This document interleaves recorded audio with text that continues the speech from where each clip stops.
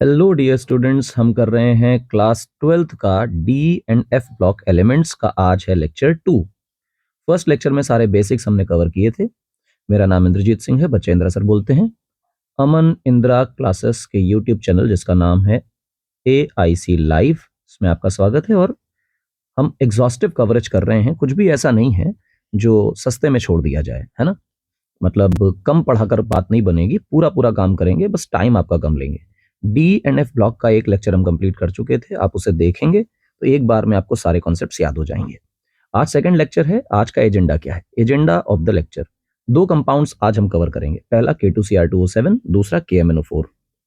इसकी एमओपी देखेंगे, chemical properties देखेंगे, एमओपी देखेंगे, केमिकल प्रॉपर्टीज देखेंगे।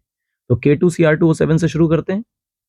तो let's start with K2Cr2O7। Potassium dichromate इसका नाम है, और फिजिकल प्रॉपर्टीज ये हैं कि ऑरेंज कलर का होता है, और कई किताबें इसको ऑरेंज रेड कलर का लिख के देती हैं। कोई प्रॉब्लम की बात नहीं, आप ऑरेंज पकड़ के चल सकते हैं। क्रिस्टलाइन सॉलिड कंपाउंड है, ये बहुत इंपॉर्टेंट बात है कि क्रिस्टलाइन सॉलिड कंपाउंड है।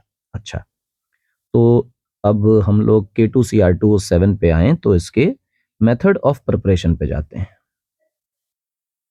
मेथड ऑफ प्रिपरेशन, एमओपी क्या है? एमओपी के लिए क्रोमाइट ओर लिया जाता है जिसका नाम है FeCr2O4, और इसे कहते हैं क्रोमाइट ओर। क्या कहते हैं बेटा? क्रोमाइट ओर। और Na2CO3 यानी सोडियम कार्बोनेट के साथ ऑक्सीजन की प्रेजेंस में इसे बर्न कर देते हैं, बहुत इंपॉर्टेंट है। तो इससे बनता है Na2CrO4। ठीक, ये क्रोमेट आयन है, डाइक्रोमेट नहीं है। और बनेगा Fe2O3 और बनेगा CO2। ठीक, ये है जो भी है, सब चलता है। रिएक्शन आपको याद ही रखनी इनऑर्गेनिक की है, तो हम इसमें ऑर्गेनिक वाले कॉन्सेप्ट्स बहुत ज्यादा नहीं लगा सकते। समझाने को समझाया जा सकता है, लेकिन टाइम वेस्ट के अलावा कुछ भी नहीं है। जैसे क्रोमाइट ओर है, इस क्रोमाइट ओर को अगर आप देखेंगे तो इसको इस तरह लिख सकते हैं FeO.Cr2O3। ये ठीक, इसमें जो Cr2O3 है ये एम्फोटेरिक है। कैसा है बेटा? एम्फोटेरिक है। बहुत इंपॉर्टेंट बात है कि ये आदमी कैसा है? Amphoteric. Na2CO3 sodium carbonate. Carbonate कोई भी सॉल्ट्स होंगे वो बेसिक नेचर के होंगे, तो लॉजिकली बेसिक वाला इस एम्फोटेरिक से रिएक्ट कर जाएगा। ठीक, तो ये जो Na2CrO4 बन रहा है, क्रोमेट आयन बन रहा है, सोडियम के साथ सॉल्ट बन रहा है, ये येलो कलर का होता है, बहुत इंपॉर्टेंट। इस येलो कलर के कंपाउंड के साथ अगर हम एसिडिक यानी कि एसिडिक मीडियम दें, यानी डाइल्यूट H2SO4 का इस्तेमाल करें, तो हमारे पास बन के आएगा Na2Cr2O7 सोडियम डाइक्रोमेट। क्या बनेगा भैया? Sodium dichromate. ये सोडियम डाइक्रोमेट ऑरेंज कलर का होता है। इस सोडियम डाइक्रोमेट को अगर हम KCl से रिएक्शन करा दें तो बस वो आयन एक्सचेंज हो जाएगा, तो हमारे पास Na2Cr2O7 की जगह K2Cr2O7 बन जाएगा। ठीक, NaCl निकल गया, दैट्स एन इशू कि NaCl हटा रहे हैं और K ला रहे हैं।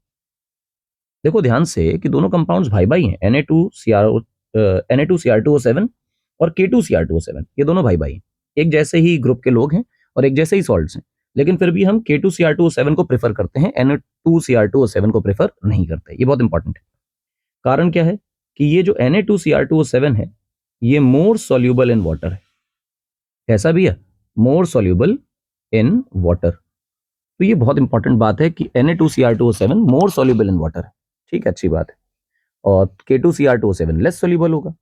एक और खास बात है कि जो Na2Cr2O7 है वो मोर हाइग्रोस्कोपिक है,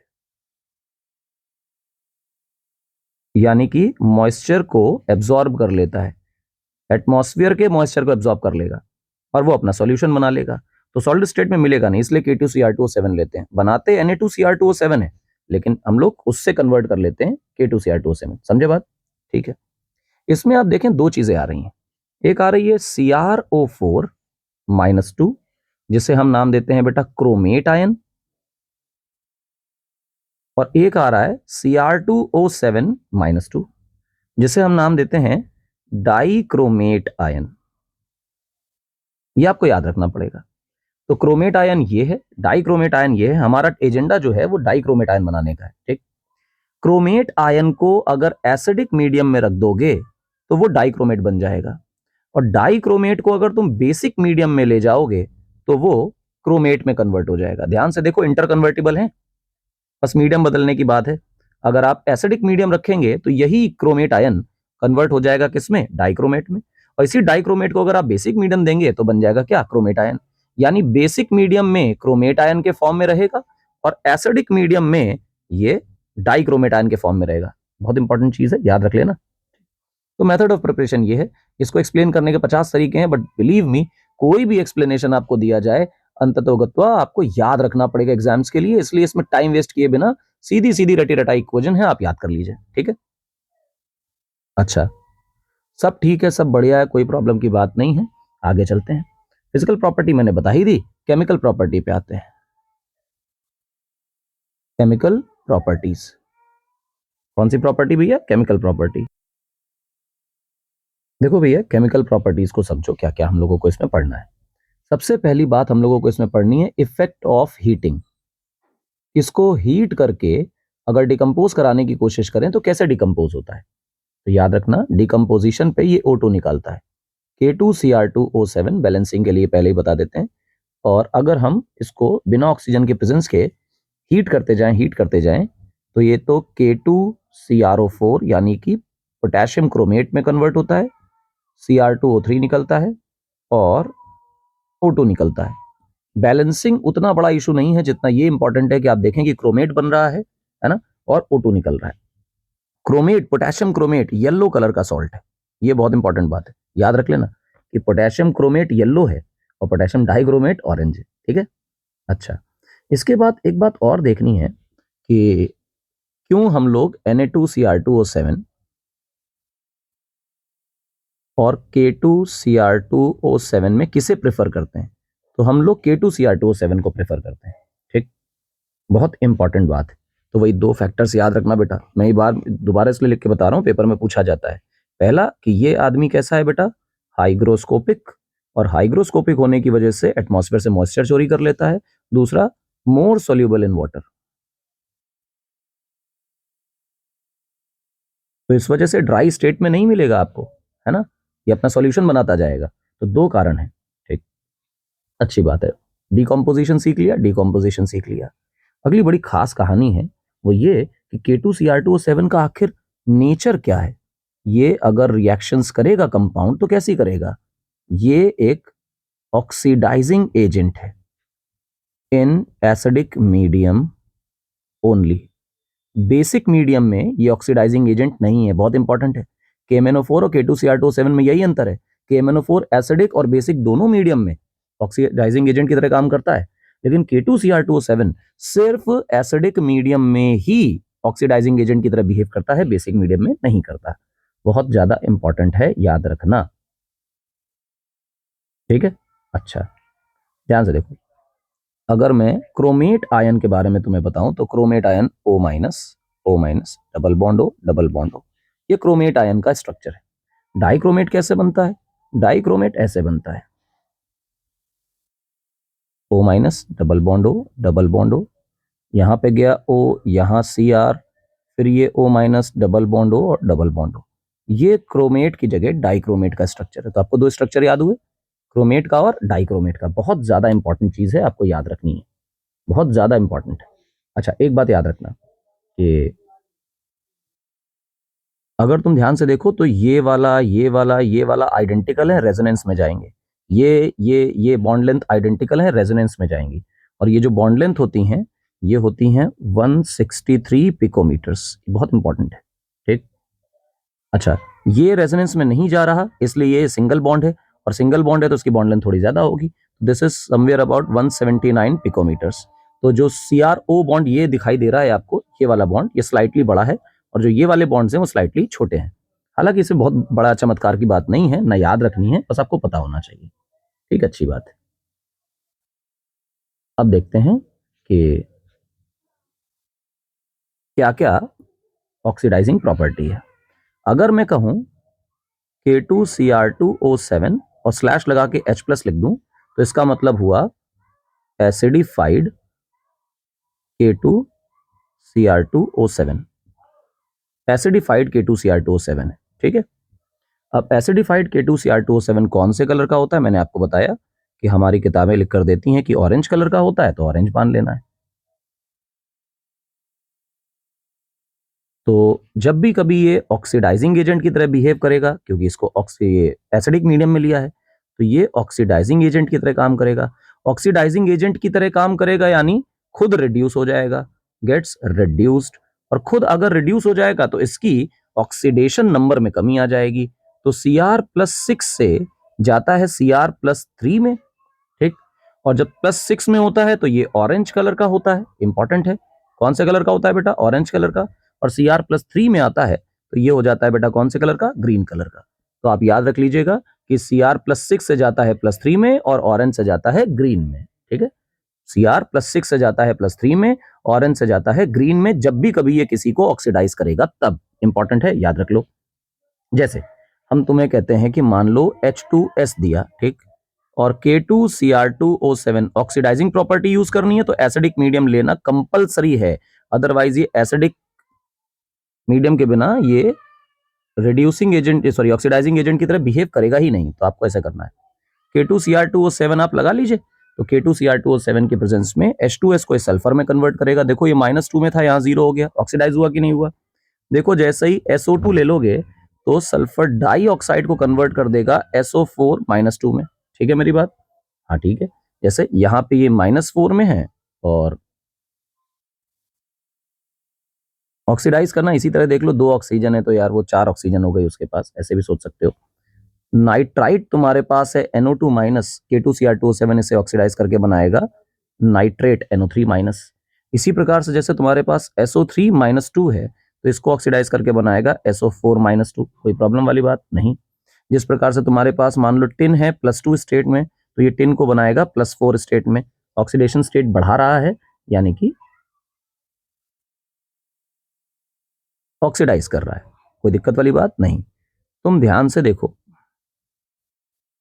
ये नीचे आपको दिख रहा है जितने भी सल्फाइट नाइट्राइट हैं यानी आइट हैं उसको नाइट्रेट सल्फेट यानी एट में कन्वर्ट कर रहा है। तो जो याद रखने वाली बात यह है कि वो आइट को एट में कन्वर्ट कर देता है। क्या बोला गया? आइट को एट में कन्वर्ट कर देता है। जैसे टिन का केस पढ़ाया वैसे आयरन का केस ले सकते हो। अगर +2 में है तो भैया +3 में चले जाएंगे, ऑक्सीडाइजिंग नेचर है ना इसका। इसी तरह मान लो तुम्हारे पास C2H5OH एल्कोहल है, अगर एल्कोहल ये बढ़िया तरह से उसको ऑक्सीडाइज कर रहा है तो अल्कोहल की आखिरी मंजिल क्या है? CH3COOH यानी कि एसिटिक एसिड। एथेनॉल से बना एसिटिक एसिड यानी कि अल्कोहल को कन्वर्ट कर देगा किसमें बेटा? एसिटिक एसिड में। इसी तरह आपके पास फॉर्मिक एसिड है HCOOH। HCOOH एसिड पहले से है। आपको यह भी याद होना चाहिए कि जो एसिड है वो ऑक्सीडाइज होकर CO2 और H2O देता है। याद रखना, किसी भी तरह का एसिड को फर्दर ऑक्सीडाइज करने की कोशिश करोगे तो वो H2O और CO2 देगा। ठीक है, अच्छी बात है।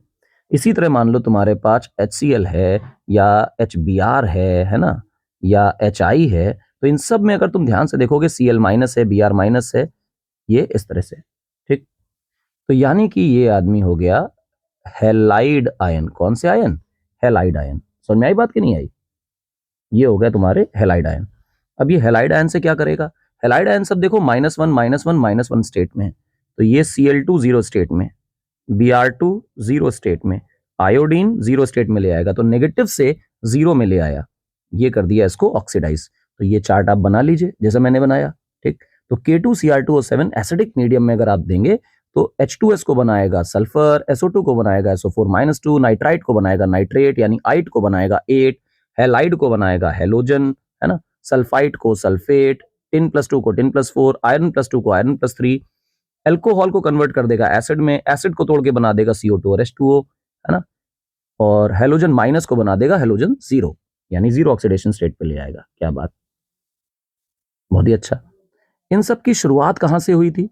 जो हमारा क्रोमियम +6 में था, लेकिन ऑक्सीडाइज करते करते करते करते क्रोमियम में आ गया +3 में, यानी जब हमारा ऑक्सीडेशन हो जाएगा तो क्रोमियम रिड्यूस हो जाएगा, +3 में आ जाएगा, +3 में आ जाएगा तो ये ग्रीन हो जाएगा। याद रखना, क्रोमियम जो है वो जब ऑक्सीडाइज करेगा किसी को यानी ऑक्सीडाइजिंग एजेंट की तरह बिहेव करेगा तो खुद पहले +6 में था पोटेशियम डाइक्रोमेट में, और ऑक्सीडाइज कर लेने के बाद ये आदमी +3 में आ जाता है। तो पहले ये ऑरेंज कलर का होता है, बाद में ये ग्रीन कलर का हो जाता है। ठीक है, बड़ी इजी सिंपल सी बात है, आपको ये याद रखनी है। ठीक, इसके बाद एक बहुत स्पेशल टाइप का कॉन्सेप्ट आता है जिसका नाम है क्रोमाइल क्लोराइड टेस्ट। हालांकि यहां बताने की इतनी कोई खास बात नहीं है, ऑर्गेनिक में आप पढ़ते हैं।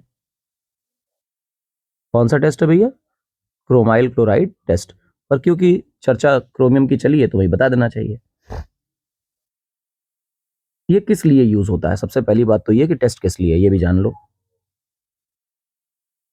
आयनिक क्लोराइड्स को टेस्ट करने के लिए यूज होता है। Test for ionic chlorides. तो ध्यान दो कि ये जो क्रोमाइल क्लोराइड टेस्ट है ये आयनिक क्लोराइड्स के लिए टेस्ट है। ठीक है, अच्छी बात है। क्या होता है भैया, ध्यान से देखो। मान लो तुम्हारे पास NaCl है। NaCl आयनिक है कि नहीं है? हाँ सर आयनिक है। क्लोराइड है या नहीं है? हाँ क्लोराइड है। तो इसी को चेक करते हैं। देखो क्या होगा। K2Cr2O7 तुमने लिया H2SO4 की प्रेजेंस में। अब देखो H2SO4 क्या हुआ, एसिडिक मीडियम है कि नहीं? तो K2Cr2O7 एसिडिक मीडियम में, यानी ये बिहेव करेगा ऑक्सीडाइजिंग एजेंट की तरह, ऐसे याद रखो। और इससे बनेगा क्या? CrO2Cl2। क्या बनेगा? CrO2Cl2। बहुत बढ़िया। जब ये बना CrO2Cl2 तो इसका नाम क्या रखा हमने? इसी कंपाउंड का नाम है क्रोमाइल क्लोराइड। क्या नाम है? Chromyl chloride. अब इस क्रोमाइल क्लोराइड को अगर किसी बेस से रिएक्शन करा दिया जाए, जैसे कि NaOH से रिएक्शन करा दिया जाए, तो NaOH से बनेगा Na2CrO4, सोडियम क्रोमेट। क्या बनेगा? Sodium chromate. और ये सोडियम क्रोमेट जो है वो येलो कलर का होता है। किस कलर का होता है भैया? येलो कलर का होता है।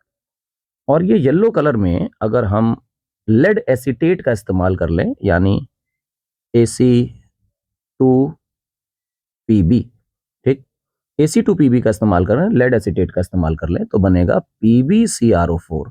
और ये भी येलो कलर का होता है, लेकिन ये PPT होता है। तो अगर ये प्रोसेस करते वक्त, कौन सा प्रोसेस करते वक्त, ध्यान सुनना। मान लो तुम्हारे पास कोई कंपाउंड था, तुम्हें नहीं पता कि वो आयनिक क्लोराइड है या नहीं, NaCl है या LiCl। LiCl जो होता है मोर कोवेलेंट होता है। तो अगर आयनिक क्लोराइड है तो वो K2Cr2O7 एसिडिक मीडियम में रिएक्ट करके क्रोमाइल क्लोराइड बनाएगा। क्रोमाइल क्लोराइड NaOH के साथ रिएक्ट करके सोडियम क्रोमेट बनाएगा। लेड एसीटेट से रिएक्शन करने पर ये येलो पीपीटी बनाएगा लेड क्रोमेट का। अगर येलो पीपीटी आ रहा है तो इसका मतलब शुरुआत में जो कंपाउंड तुम्हें दिया गया था that was nothing but any ionic chloride. ये टेस्ट का लॉजिक है, समझे? तो सीक्वेंस याद रखना है। सबसे पहले क्या करना है? सबसे पहले आपको NaCl या जो भी आयनिक क्लोराइड है उसमें K2Cr2O7 एसिडिक मीडियम में लेना है, क्रोमाइल क्लोराइड बनाना है। हमें नहीं पता कि क्रोमाइल क्लोराइड बना या नहीं बना। क्रोमाइल क्लोराइड का बनना ये तय कर रहा है कि यहाँ पे आयनिक क्लोराइड था, लेकिन हमें कैसे पता कि क्रोमाइल क्लोराइड बना है?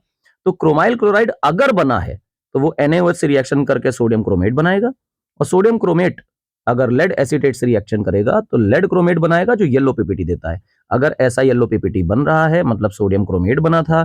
सोडियम क्रोमेट बना था, ये इंश्योर करता है कि क्रोमाइल क्लोराइड बना था। क्रोमाइल क्लोराइड इंश्योर होते ही हमें पता चला कि यहाँ पे आयनिक क्लोराइड था। पल्ले पड़ा? जी हाँ। अब ध्यान से देखो कौन कौन से लोग इस टेस्ट को नहीं देंगे। तो जो भी क्लोराइड्स हैं पर आयनिक नहीं है वो इस टेस्ट को नहीं देंगे। जैसे AlCl3, ये आयनिक नहीं है ना, इसमें फजान्स रूल लगता है। PbCl2, इसमें भी फजान रूल की कहानी है। PbCl4, इसमें भी फजान रूल की कहानी है।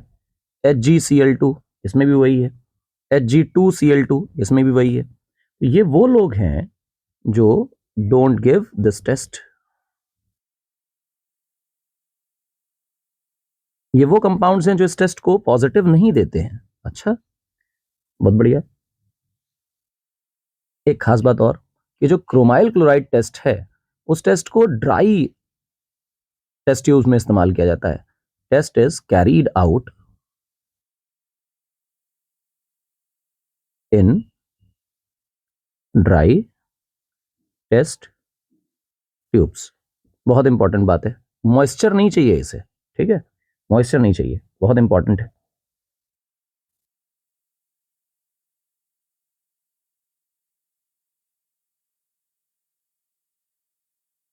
अब KMnO4 की बारी आती है। इस K2Cr2O7 हो गया जितना होना था, ठीक, जितना बोला इतना याद कर लेना, इसके बाहर सवाल आएगा नहीं बेटा पेपर में, है ना। बोर्ड्स के लिए तुम तैयार कर रहे हो। KMnO4 की चर्चा करते हैं। इसका नाम क्या है बेटा? पोटेशियम पर मैंगनेट। इंपॉर्टेंट बात, पर मैंगनेट, मैंगनेट नहीं। कौन सा? पर मैंगनेट। ये कुछ बच्चे जो है ना वो मैंगनेट करके याद कर लेते हैं, ऐसा नहीं, तो मैं डिफरेंस भी बता देता हूं, लेकिन फिर भी समझो क्या है। Oxidising agent in acidic, basic और न्यूट्रल मीडियम। किसी भी तरह के मीडियम में ये ऑक्सीडाइजिंग एजेंट ही है और हमेशा ऑक्सीडाइजिंग एजेंट की तरह बिहेव करता है। तो मेथड ऑफ प्रिपरेशन क्या है इसका? देखो तुम्हारे पास मंटू नाम का आदमी था, MnO2, ठीक, और MnO2 प्लस K2CO3 यानी कि पोटेशियम कार्बोनेट। ठीक, क्या है बेटा? पोटेशियम कार्बोनेट, थोड़ा बेसिक है, और इसको घोल के रखा होगा KOH में, किसी बेस में, ठीक है। इसको बोलते हैं पायरोलुसाइड। पायरोलुसाइड, ये बोल दिया हमने इसको, पायरोलुसाइड, ठीक है। और इसको ऑक्सीजन की प्रेजेंस में जब आप गर्म करेंगे तो इससे बनेगा बेटा K2MnO4। क्या बना? K2MnO4। अच्छा, तो ये ध्यान से देखो, ये पोटेशियम पर मैंगनेट नहीं है, ये पोटेशियम मैंगनेट है, ठीक। अब जो मैंगनेट तुम्हारे पास आया, इसमें अगर तुम चेक करोगे तो इसका ऑक्सीडेशन स्टेट +6 निकलेगा, ठीक। तो ये मैंगनेट है, पोटेशियम मैंगनेट। इस पोटेशियम मैंगनेट को क्लोरीन के साथ रिएक्शन कराओ तो तुम्हारे पास KMnO4 बनता है, पोटेशियम पर मैंगनेट, ठीक। इसको अगर तुम ओजोन के साथ रिएक्शन कराते हो तो भी KMnO4 बनता है, पोटेशियम पर मैंगनेट। इसी तरह से इसे अगर H+ और CO2 की प्रेजेंस में रिएक्शन कराते हो तो भी बनता है बेटा KMnO4, पोटेशियम पर मैंगनेट। इसी तरह इसका इलेक्ट्रिकल ऑक्सीडेशन कराते हो, इलेक्ट्रिक ऑक्सीडेशन, तो भी बनता है बेटा KMnO4। बाई प्रोडक्ट से मुझे खास मतलब नहीं, इसलिए मैं लिख भी नहीं रहा हूं, सबसे बन रहा है KMnO4। पर पूछा जाएगा कि भैया इनमें सबसे अच्छा प्रोसेस कौन सा है, सबसे बेस्ट मेथड कौन सा है, तो ये जो क्लोरीन वाला मेथड है इसे हम लोग नाम देते हैं कौन सा मेथड बेटा? Best method. याद रह जाएगा? बिल्कुल रह जाएगा। क्या किया है? मंटू लिया है और पोटेशियम कार्बोनेट को KOH में घोल के ऑक्सीडाइज किया है, जिससे बना है पोटेशियम मैंगनेट, और मैंगनेट को Cl2 से, ओजोन से, कार्बन डाइऑक्साइड से, इलेक्ट्रिक ऑक्सीडेशन से क्या कर दिया गया है? KMnO4 में कन्वर्ट कर दिया गया है, पोटेशियम पर मैंगनेट बना दिया गया है। ठीक है मेरी बात? जवाब है हाँ, बिल्कुल यार। अब इसके कलर वलर की चर्चा कर लेते हैं, ध्यान सुनना। K2MnO4 ये पोटेशियम मैंगनेट है, पर मैंगनेट नहीं है, याद रखना, और इसका कलर होता है बच्चे ग्रीन, ठीक। अगर इसको इन स्ट्रॉन्ग बेसिक मीडियम रखा जाए, इन स्ट्रॉन्ग बेसिक मीडियम, तो ये स्टेबल रहता है, ठीक। But in acidic medium it disproportionate.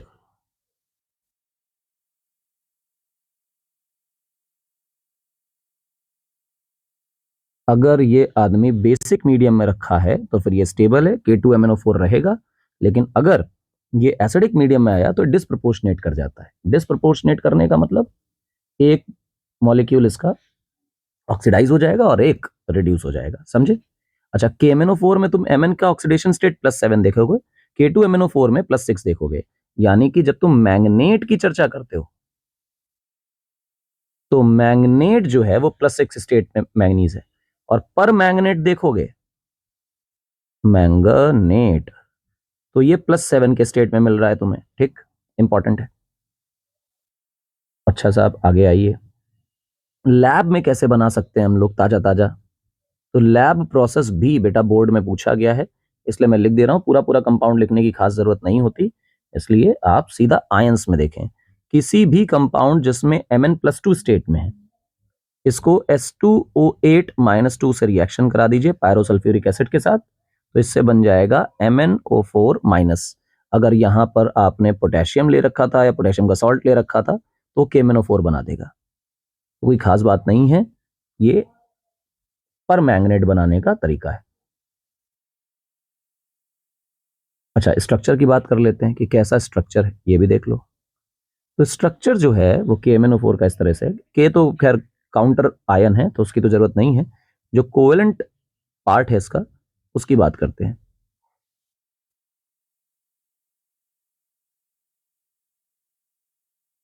ठीक है, ये क्या है तुम देखो, ये है MnO4-2, है कि नहीं है? बिल्कुल है। अब MnO4-1 बनाना है हमें, तो ये रहा 3 ट्रिपल बॉन्ड और एक ऐसे माइनस। तो ध्यान से देखो, ये MnO4- है। ये स्ट्रक्चर जो है वो मैंगनेट आयन का है और ये जो स्ट्रक्चर है वो पर मैंगनेट आयन का है। इसका भैया पर मैंगनेट आयन का। बहुत ज्यादा इंपॉर्टेंट चीज है, आप मैंगनेट और पर मैंगनेट दोनों को पढ़ें ताकि दोनों का डिफरेंस आपको पता चल पाए। अब हम चर्चा जो है वो बढ़ाते हैं पर मैंगनेट पे, क्योंकि यही हमारा कंपाउंड पेपर में आता है। तो इसकी फिजिकल प्रॉपर्टी ये है कि ये व्यक्ति पर्पल कलर का होता है, शानदार सुंदर दिखाई देता है। और दूसरी बात, क्रिस्टलाइन कंपाउंड होता है। पानी वानी में घोल के सॉल्यूशन बना लो, दैट्स अ डिफरेंट थिंग, लेकिन ये सॉलिड क्रिस्टलाइन कंपाउंड होता है। इसका सॉल्यूशन बना के रख लेते हैं हम लोग, खैर जाने दो। चर्चा करते हैं इनकी केमिकल प्रॉपर्टीज की। आओ भाई केमिकल प्रॉपर्टीज पढ़ते हैं। तो शुरू करते हैं किससे बेटा? केमिकल प्रॉपर्टीज से। तो साहब केमिकल प्रॉपर्टीज आइए, हम लोग शुरू करते हैं केमिकल प्रॉपर्टीज। सबसे पहली चीज, ये जो पर मैंगनेट है उसके थोड़े बहुत स्ट्रक्चर को देख लो, दोबारा से कुछ कैरेक्टर्स बता देते हैं तो बात बन जाएगी। जैसे ये एक सिग्मा है, ये सिग्मा है, ये सिग्मा है, ये सिग्मा है, एक पाई है, एक पाई है, एक पाई है। तो अगर मैं इसमें सिग्मा की संख्या गिनूं तो 4 है, यानी कि ये व्यक्ति कैसा हो गया बेटा? sp3 हाइब्रिड हो गया। sp3 हाइब्रिड हो गया तो ये हो गया टेट्राहेड्रल, ये इंपॉर्टेंट है। दूसरी बात, कलर कैसा है इसका? पर्पल कलर है। तीसरी बात, डाया मैग्नेटिक मटीरियल है, डाया मैग्नेटिक।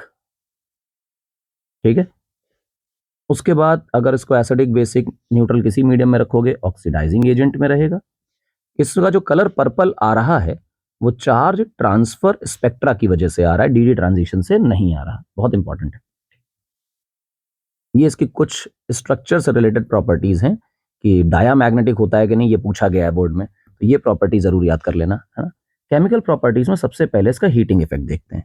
हीटिंग इफेक्ट का मतलब है कि जब हम KMnO4 को लेकर हीट करेंगे तो फिर क्या बन जाएगा? बन जाएगा K2MnO4 और Mn2 और ऑक्सीजन, वही जिनसे बना था वो वापस मिल जाएंगे, यानी थर्मली की डिकम्पोज कर दिया गया।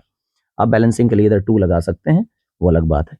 यानी कि यहां पर मैंगनेट है और यहां पर मैंगनेट है, यानी अगर हम इसको थर्मली डिकम्पोज करें तो पर मैंगनेट मैंगनेट में कन्वर्ट हो जाता है। ठीक। अगर हम कॉन्सेंट्रेटेड H2SO4 के साथ रिएक्शन करें, इसकी KMnO4 की रिएक्शन हम लोग कर रहे हैं कॉन्सेंट्रेटेड H2SO4 के साथ, तो फिर ये बन जाएगा Mn2O7। क्या बन जाएगा भैया? Mn2O7। और ये एक एक्सप्लोजिव कंपाउंड है। कैसा कंपाउंड है? एक्सप्लोजिव कंपाउंड है, याद रखना। यानी कॉन्सेंट्रेटेड H2SO4 के साथ नहीं डालना है। जब भी KMnO4 को एसिडिक मीडियम देना है तो डाइल्यूट H2SO4 का इस्तेमाल करना है, लेकिन कॉन्सेंट्रेटेड H2SO4 का इस्तेमाल नहीं करना है, वरना एक्सप्लोजिव्स बनेंगे और रिएक्शन भी हो सकती है। ठीक। तो चाहे एसिडिक मीडियम हो, चाहे बेसिक मीडियम हो और चाहे न्यूट्रल मीडियम हो, तीनों में लगाएंगे टिक और कहेंगे कि KMnO4 acts as oxidising agent. बहुत सुंदर विचार। ठीक है। दूसरी बात, इसके लिए एनसीईआरटी लिख के देती है, it is a self indicator. It is a self indicator. ठीक है। अब हम लोग सबसे पहले इसको न्यूट्रल या वीक बेसिक मीडियम में देख लेते हैं। न्यूट्रल या वीक बेसिक मीडियम में, न्यूट्रल या वीक बेसिक मीडियम के अंदर भाई साहब की किस प्रकार की रिएक्शंस रहती हैं, किस तरह के ऑक्सीडाइजिंग एजेंट ये होते हैं। याद रखना कि जब न्यूट्रल या वीक बेसिक मीडियम होगा तो हमारा इसकी ऑक्सीडाइजिंग एजेंट की जो स्ट्रेंथ है वो कम रहेगी। और अगर हम इसी की जगह पर एसिडिक मीडियम लेंगे तो एसिडिक मीडियम में ऑक्सीडाइजिंग एजेंट स्ट्रेंथ ज्यादा रहेगी, और जितना हॉट करते जाओगे उतनी ऑक्सीडाइजिंग प्रॉपर्टी बढ़ती रहेगी। इंपॉर्टेंट है। तो मान लो कि मेरे पास बी आर माइनस है, एच बी आर है, एच सी एल है, एच आई है ना, इस तरह से। तो अगर हमारे पास न्यूट्रल या बेसिक मीडियम है तो ये बनाएगा B R O three minus. ठीक। अगर मेरे पास आई माइनस है तो ये बनाएगा आई ओ थ्री माइनस। आप देखिए कि जब K two C R two O seven था तो वो आई माइनस से आई टू बना रहा था, मतलब माइनस वन से जीरो ले जा रहा था। जबकि ये आदमी प्लस फाइव पे ले जा रहा है, ये आदमी प्लस फाइव पे ले जा रहा है, माइनस वन से प्लस फाइव। तो देखो, K two C R two O seven लल्लू ऑक्सीडाइजिंग एजेंट था, K two C R two O seven minus one से जीरो ले जा रहा था, और ये आदमी उसी कंपाउंड को माइनस वन से प्लस फाइव में ले जा रहा है। तो बढ़िया ऑक्सीडाइजिंग एजेंट है K two C R two O seven, और केमेनो फोर में यहीं से कंपेयर करके बता सकते हो कि ये बहुत स्ट्रॉन्ग ऑक्सीडाइजिंग एजेंट है। S two O three thiosulphate कह सकते हैं इसे। इसे ऑक्सीडाइज करके S O four minus two sulphate में कन्वर्ट कर देता है। अगर तुम्हारे पास किसी भी कंपाउंड में एमएन प्लस टू स्टेट में है तो एमएन प्लस टू को ऑक्सीडाइज करके MnO2 में कन्वर्ट करता है, और इसमें Mn प्लस फोर स्टेट में होता है। ठीक है, बढ़िया है। एक अच्छी बात बताता हूं आपको, MnO2 जो होता है वो ब्लैक कलर का होता है। कैसे कलर का होता है? ब्लैक कलर का। अब मैंने तो ये बोल दिया, तुम इसे याद नहीं करोगे, और फिर जब तुम PYQ देखोगे तो पूछा गया ही है। ठीक।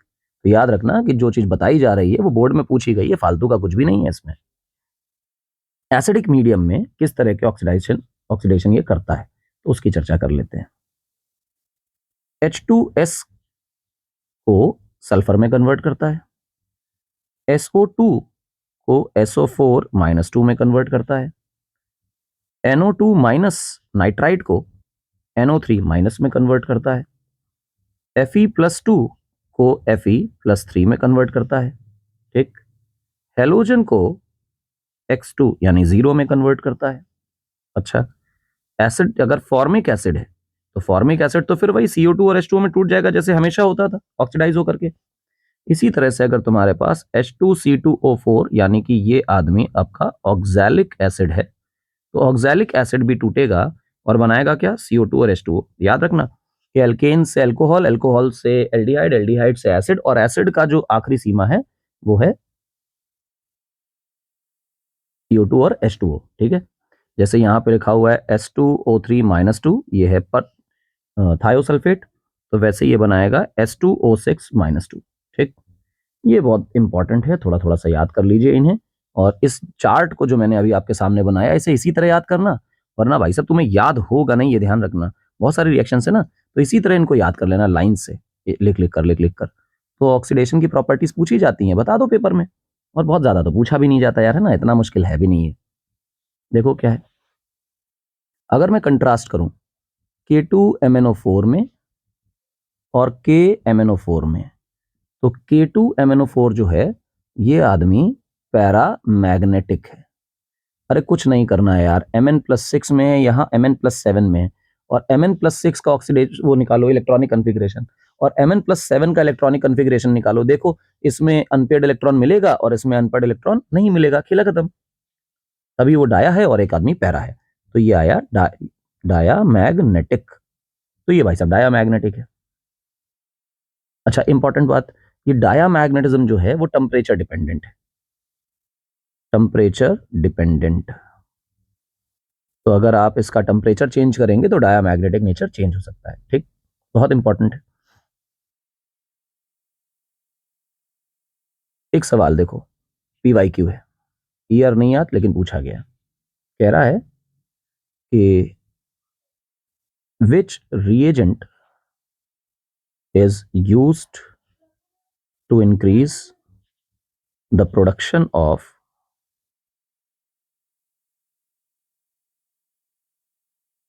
MnO4 minus permanganate ion के प्रोडक्शन को बढ़ाने के लिए कौन सा रिएजेंट यूज किया जाता है? Carbon dioxide acidic. एसिडिक चीज चाहिए इसके प्रोडक्शन के लिए, और कार्बन डाइऑक्साइड हम यूज करते हैं। ठीक, याद रखना, इंपॉर्टेंट है। SO2 भी एग्जाम्पल में आएगा, काट दीजिए। HCl भी आएगा, काट दीजिए। ये दोनों के दोनों रिड्यूसिंग एजेंट्स हैं, ठीक। और रिड्यूसिंग एजेंट है, इस वजह से ये KMnO4 से रिएक्ट कर जाएंगे, ठीक। एक और बात आती है, ये भी सवाल पूछा गया कि KMnO4 इज एसिडिफाइड बाय,